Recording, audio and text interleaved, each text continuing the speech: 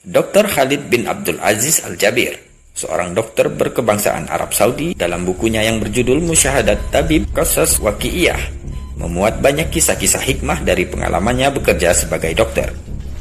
Salah satu kisah yang disebutkannya adalah kisah jantung muazin yang mengumandangkan azan.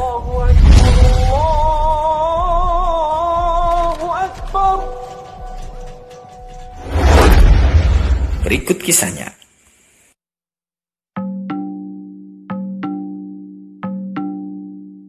Dr. Jasim Al-Hadisi adalah seorang teman dari Dr. Khalid. Dia adalah seorang penasehat kesehatan jantung di Pusat Penanganan Penyakit Jantung Amir Sultan Rumah Sakit Angkatan Bersenjata Riyadh, Arab Saudi. Dia bercerita, suatu malam saat ia sedang bertugas di rumah sakit, ada seorang pasien yang meninggal dunia. Maka ia segera memastikan akan kematian pasien tersebut.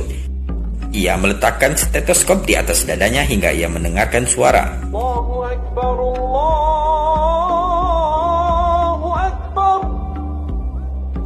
Allahu Akbar, Allah. Rekanku itu menduga bahwa yang didengarnya adalah suara azan subuh dari masjid. Untuk memastikannya, dia bertanya kepada perawat yang sedang bertugas, "Jam berapa sekarang?"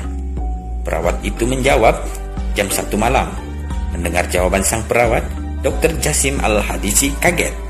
Karena penasaran, dia kembali meletakkan stetoskop di atas dada pasien yang meninggal itu.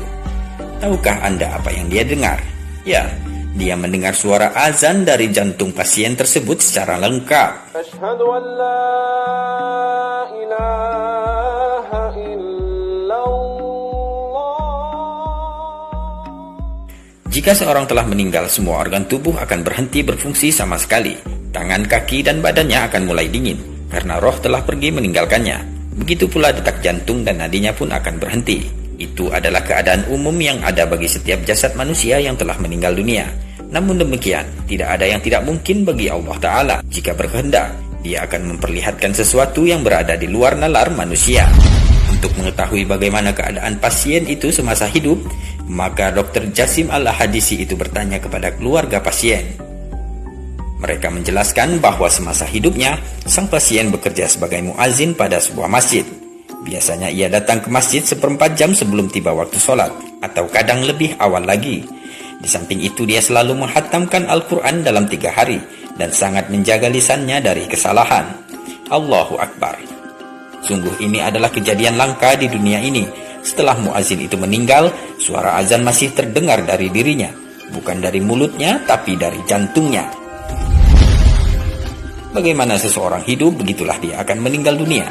Dan seperti itu pula dia akan dibangkitkan di akhirat kelak. Mari kita memohon kepada Allah Subhanahu wa Ta'ala agar mengaruniakan husnul khatimah bagi kehidupan kita. Amin ya Rabbal Alamin. Wallahu a'lam bishawab.